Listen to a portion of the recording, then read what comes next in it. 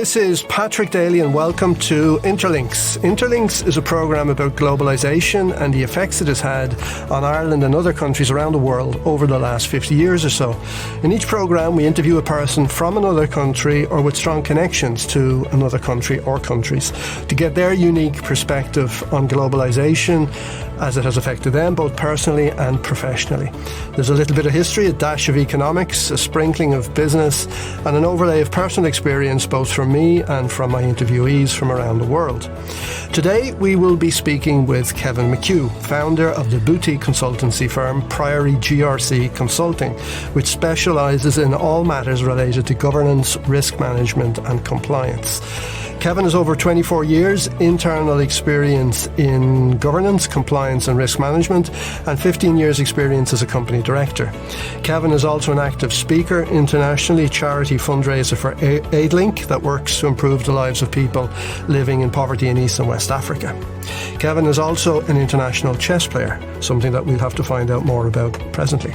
So I'm delighted to have Kevin join us here in the studio today to talk to us about his international experience, his business, and to get his perspective on where the process of globalisation is heading as we move towards a new decade. Welcome, Kevin. Thank you very much for being here with us today. It's a pleasure. So, Kevin, tell us a little bit about your career start and your professional background. So where do you come from? Who is Kevin McHugh? Okay, so I'm from Dublin. I trained as a chartered accountant. I qualified in the mid-80s. Mm-hmm. Went off to the States for a couple of years after I've qualified, and then came back to work for another 6 years in an accountancy firm again. After I did that, I moved into financial services, first with the stock exchange, which at the time was setting up as a new independent stock exchange. Mm-hmm. In the mid-1990s. And that was a fascinating time because we had 24 people and a very small amount of money and had to persuade international investors that they could believe us and they could trust us. So happily that succeeded, and the stock exchange went on its way. I stayed with them for 4 years during the setup phase, and then moved into AIB. I was with AIB for 20 years in a variety of different areas, in their stockbroking business, in their capital markets area, and then as they restructured in other divisions as they moved into the late zeros and then the early 2012 and 2013. Mm-hmm. I moved at that stage to the Irish side of a Canadian bank, working in compliance and risk management. And then about 18 months ago, I set up Priory GRC Consulting. And Priory GRC Consulting was really trying to do for myself what I had done for financial services companies for a very long time. Mm-hmm. And as you transition then from being, I guess in those earlier roles you were an employee, and now you have a business, so you've become a business person of sort, or an entrepreneur.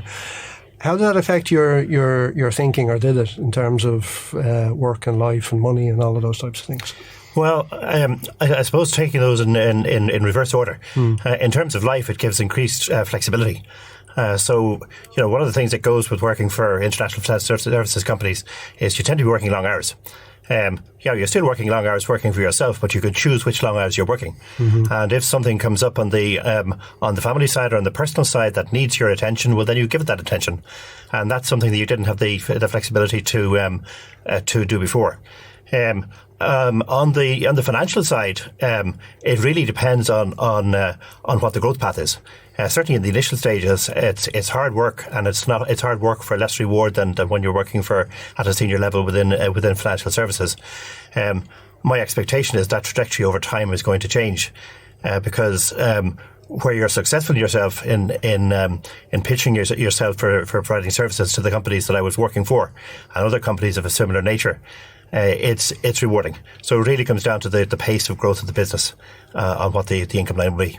Yeah, I asked the same question of a friend of mine who went into business some years ago, and he said to me, I sleep a lot less, but I have much more fun when I'm awake. And I think that's a very good summary. Does that resonate with you? It does. Okay. So in Priory, the consultancy business, what are the key services and capabilities that you provide? Okay, so if you take the three areas separately, if you take governance, risk management and compliance, Governance is all about how companies relate to their stakeholders, whether those are shareholders, whether they're employees, whether they're government agencies. And there are a load of codes that set out the detail of how you might do that. But fundamentally, it's around how well you do that.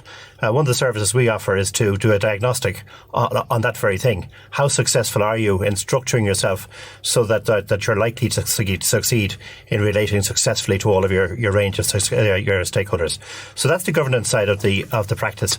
The risk management side of the practice is about the internal rules that banks and other financial services companies have for how they do their business. So, for example, if I go out and want to take out a car loan for, I don't know, 30,000, and you want to take out the same car loan, why might they say no to one of us and yes to the other? And there will be a pile of rules that basically set that. If they have capital in, how will they get a return on that capital, and what will they do? And again, there'll be another pile of rules that deal with that. So that's the risk management side. It's about the internal rules that people set up to do their business successfully. And the compliance side is the other side. The compliance side is about laws and about regulations, and it's about how you comply with those and how you structure yourself so that you make sure that you do so. Mm-hmm. When a lot of that stuff is quite complex. It's rule-based. It's kind of dry, from an entrepreneurial point of view. Yeah. In terms of thinking about those things in the strategic sense, so when you're talking to a business person, what's the strategic importance of those things, and what are the kind of business outcomes that light their fire, that they would get out of paying attention to this type of thing and putting resource and commitment into it? Yeah, one of the big the first thing to say is financial services is an industry that's changing very, very, very rapidly. It's changing as a result of technology. It's changing as a result of the pace at which business is conducted because of the introduction of technology. It's an industry which internationally has broken trust in many cases, and needs to repair that trust. And that change in trust is being reflected in an increased regulatory burden on all of those industries. So whether it's an existing company in Ireland or whether it's somebody that's coming into Ireland, one of the things they need to do is get governance, compliance and risk right. And the smarter businesses realise that they need to do that. So strategically, what's the difference between what's one of the differences between companies that succeed and succeed quickly and those that are much slower to that table? Well, it's how well you do governance, risk and compliance. So certainly managing directors and senior managers within the businesses I'm dealing with, they get that. And they get that they can sleep a little bit easier if they can get help in those areas. Okay. And your ideal clients, who are they? What are they like? And what sectors are they in? Okay, they're primarily in financial services, but not exclusively. So some of the and largely with an international aspect to the business, but not exclusively. So, for example, charities are an area where there's a heavy demand for, in particular, the governance aspect of the business. Universities, some government agencies. Are equally there's a demand in those areas. So the primary focus would be financial services, but by no means the exclusive area. Okay, and Ireland in comparison to other jurisdictions, where do we stand on the one hand in terms of those capabilities, and what do we have to offer in terms of our competence in that sphere, or say for companies coming to set up here? I know because we're a common law jurisdiction that we're attractive to many companies. So those two things in terms of where do we stand and what do we have to offer? Yeah, so I mean, we stand well, and we stand well in part because of what you mentioned. It's a common law jurisdiction, but the other big difference is people. We have a young, educated workforce. It's an English-speaking workforce. It's an entry point to Europe for companies which are coming from outside Europe. So all of those things are pluses. In terms of what we need to do, the biggest single thing is upskilling to deal with the pace of change in technology. And it's an area where, despite the fact that technology nationally is the strength, the ability to get on tap sufficient numbers of people who stay up to date is a challenge. And it's a challenge in particular when you move away from, my eldest son, for example, is 20. That's ideal. guys from 15, 14 to 20, they stay up in touch as a matter of course. Add 20 years to that, and that's not necessarily true. But those people that are 20 years later have no choice. They have to stay up to date. So upskilling both of people coming into the workforce and people who've been in the workforce for quite some time is a significant issue. One of the areas we need to up our game is on the education system, because whether you're talking about second level or whether you're talking about third level, I have a son who's just done the leaving. The leaving he did is broadly similar to the one I did many decades ago. The world he's dealing with is not. That's true. That's very true. Interesting question. If Britain exits the EU as is anticipated and exits it in a drastic way, where does that leave us in terms of being the only major, I guess, English-speaking common law jurisdiction inside the European Union? Is that a plus for us in this sphere? It's a plus in the short term, but in the long term, if you look at the complications that come out of a messy exit, there'll be a lasting implication from that. Everything from contracts which are potentially unenforceable through to difficulties in getting movement of people across boundaries, through to just a general slowdown in economic activity.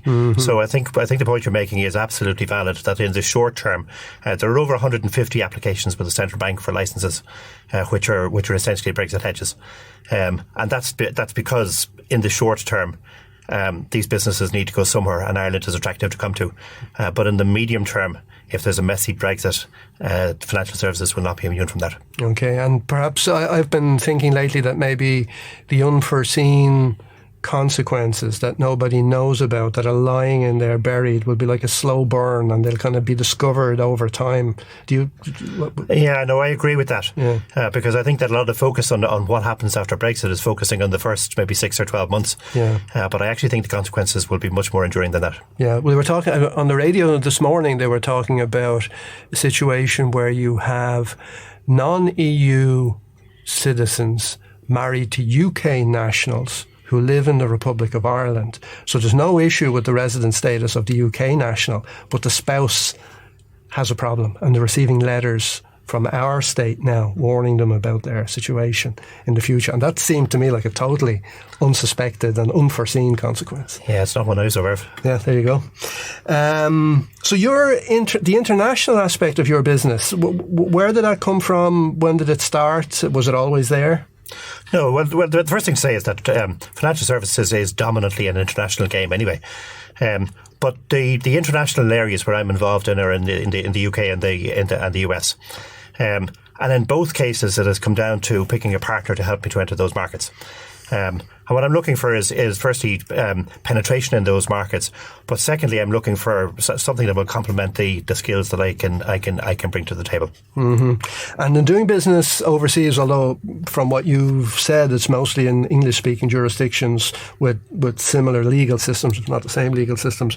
What kind of cultural challenges have you encountered, or do you encounter? Yeah, well, the key thing I'd say in relation to cultural challenges, and perhaps I'm going back to my ADV days rather than to the Priory GRC side, is that you really need to get a hand of them very quickly.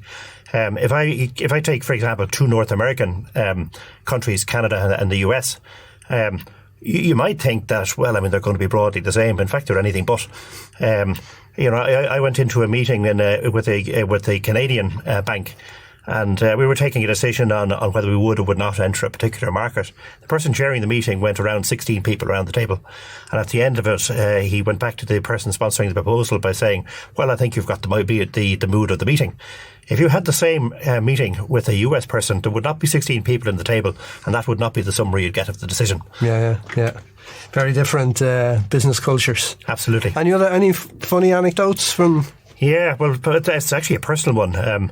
I went out to Australia a few years ago with AIB when we had an office out there, and my sister has been out there for the last 20-something years. There's a place called Hyde Park in Sydney, and there's an interpretive centre for immigration there, and it's really done well. I mean, if you're going in, you need a strong stomach. So I was just off the plane at 9 o'clock in the morning, and I couldn't get into the hotel until the afternoon. So I went around the centre, and I went under a tree to get a cup of coffee outside. And I suddenly discovered the tree talking to me. And I thought, oh my God, I shouldn't have had that second glass of wine. But to make matters worse, it was talking to me in my sister's voice. So I met her for dinner that evening, and I said, well, Siobhan, you're not going to believe this, but this is what happened. And she laughed at me and she said, no, that in fact was me. So what had happened was that firstly, the tree had a mic that was motion activated. So when you sat under it, it was going to respond. And she had done a 10-minute program on immigration for ABC. Which is how I happened to come across her voice. But when you knew nothing about this and suddenly the tree started talking to you, you began to wonder what the hell was going on. There you go. So broadening things out a bit now. So you know, we've been in a period of the expansion of globalization. I'm talking now about probably since you and I were children. So from the time of about 1970 forward, there's been huge increase in global trade and globalization and all of the changes in transport, in regulation, in technology that have facilitated that. We seem to be in a period now since about 2015-16 of a kind of kickback against the globalization with Brexit, protectionism, rising nationalism and all of this type of thing. What's your take on it? Where do you think we are? Where are we going? Are we stalled? Is this a blip? What's your view on it? I'd be surprised if we go back to the sort of thing that we were talking about in the 1970s and the 1980s. But I would also be surprised if there's a sustainable period where you see America talking about America first, and where you talk about broadly similar trends in the UK and France and in Germany and Italy to some extent. And then those would only be examples. There are other examples you could talk about as well. Mm-hmm. I think for in relation to trade generally, I don't think you're going to see a move away from companies which are playing internationally. I think that's too big a part of the market. But I think what you will see is that there will be an increased emphasis on those companies playing nationally as well as nationally, and indeed regionally in some of the larger markets.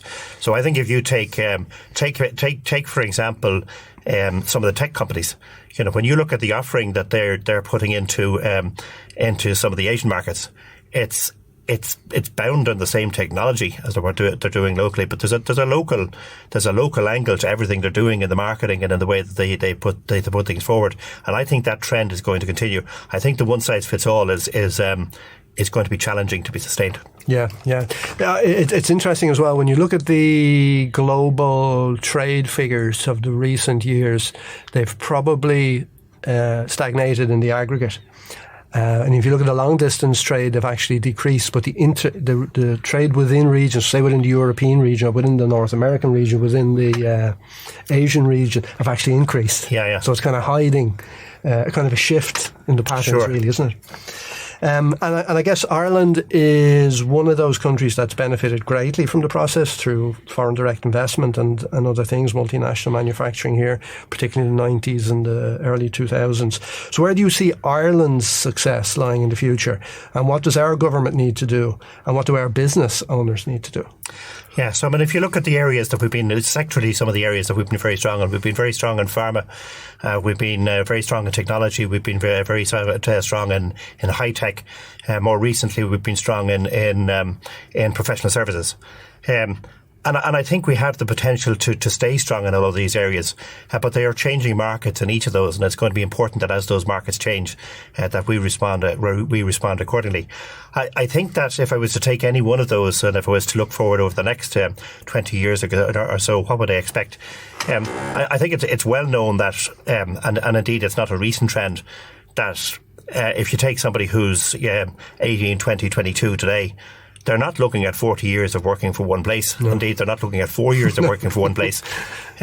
So you know, portfolio careers which are very, very different than you and I would have had are become increasingly common. And what goes with that is an adaptability and skills that certain skills that will have a premium. So creativity, collaboration, problem solving, all of those sort of things are increasingly important.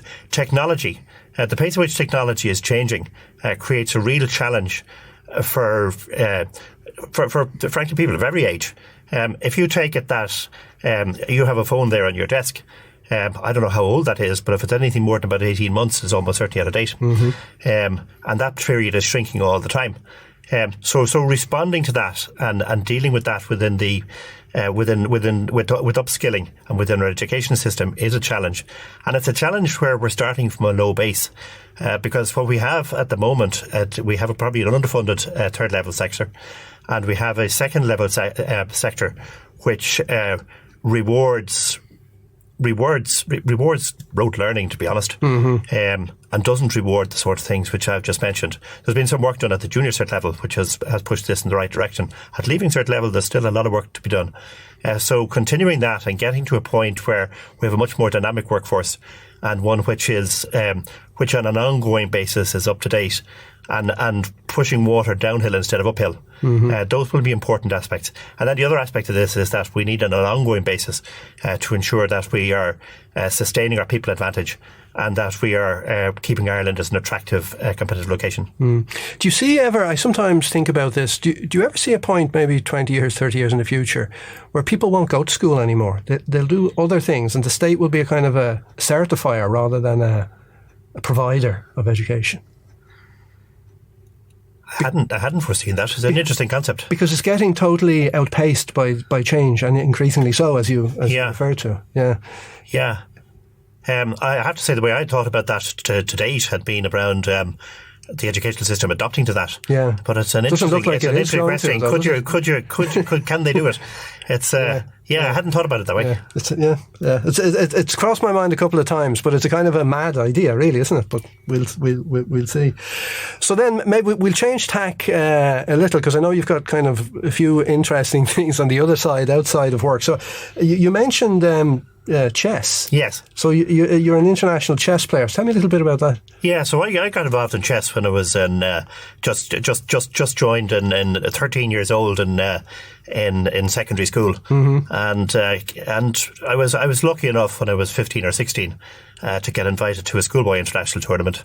And it's taken off from there. I'll be going off to my third European Championships in November, and it's fun. It's fun. When you go outside of Ireland, though, you discover just how small Ireland is in the chess world, because you can be a big fish in a small pool. But so you represent Ireland then at these? I do, yeah. And there's a qualification here in Ireland for that, is there? There is, yeah. Okay. Yeah. And you've represented Ireland many times? It depends what level you're talking about. Yeah. At schoolboy level, it was 30, 35, 36 times. Yeah. And it's about the same again since then at another level. Okay. And where is the game at now in terms of standing up to AI and this type of thing? Well, it's interesting. When in 1981, there was a guy called Korchnoi, who then was the number 2 in the world, and he came over and he played 6 Irish players, of whom I was one.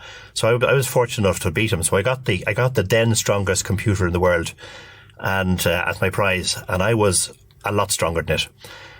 If you take the strongest computer in the world, it would be a very good match for the world champion. And in fact, well, the world champion would probably hold his own against it, but anybody else in the world would struggle. And that's before you get to ones which are done for research purposes. Yeah.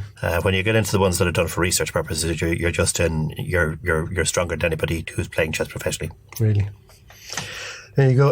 Another interesting aspect you mentioned is fundraising work for charities in Africa. Yeah. Can you tell me a little bit about that? Yeah, so Aidlink is a charity which invests in a small number of countries in Africa. Ghana, Uganda, Kenya would be particular areas. But if you take one of those, I mean, Kenya is a middle income African country, but the parts that we're dealing with is not. I mean, the part we're in has a 10% literacy rate. You're 8 hours away from Nairobi, and half of that over dirt tracks that would make the Ring of Kerry look like a motorway. We've been involved in there for a very long time. And the way we do it is that we partner with local African agencies. And the reason we do that is going back to your question about culture. If you take people that are predominantly coming from the south of Dublin and they go into a remote part of Kenya, where tribal life is the life, and where literacy is very, very low, your ability to change things is very, very limited. But if you can empower some of the local agencies that have a degree of education and a degree of capability, and if you can upskill those agencies to provide the aid on your behalf, you can get much better bang for your buck. So that's the road that we've chosen to go. It's interesting as well, Africa today. Africa is like the new frontier in a way. And I think what a lot of people in the West don't realise is the huge advances that have been made, particularly on the healthcare side and life expectancy in Africa. And that Africa in many ways is perhaps poised for a brighter future. So how do you see Africa's future economically, socially? And what are the contrasts between the different parts? Because it's a huge place. Yes, it is a huge place. I mean, if you take some of the high income areas, if you take Algeria, if you take Morocco, if you took Algeria, Morocco, take those three. Take South Africa as higher income areas. They have tremendous prospects. The challenge facing many of the other areas is that despite the fact that they have massive levels of natural resources, they also have massive levels of corruption, and they have massive levels of inequality. And those are proving intractable problems. So I think what you're going to find in Africa is that there will be pockets, and they will be sizable pockets. I mean, I didn't mention Egypt, for example, which would be another in the same category. They have tremendous prospects. I think the areas that are rich but with high levels of corruption and high levels of inequality have much greater challenges to realise their potential. Okay, and where can people, because we're getting into the final stages now, so where can people find out more about you, more about your thinking, more about your business, your work, and so on? Yeah, so my email address is Priory GRC Consulting at gmail.com, and that's the best way to get in touch with me. If you look on LinkedIn under Kevin McHugh, you'll also see some of the articles which I've written, and some of those, absolutely happy to explore any of the themes we've talked about, or indeed the services of my businesses, with any of your listeners. Excellent. As always, Kevin, we always end up getting beaten by the clock. It's been a pleasure speaking to you today, and I wish you every success for the future, both personally and professionally.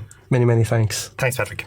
So it just remains for me to say many thanks again to our guest, Kevin McHugh of Priory GRC Consulting. Thanks to Peter on sound, and to all of you, our listeners, until the next time. Thank you and goodbye.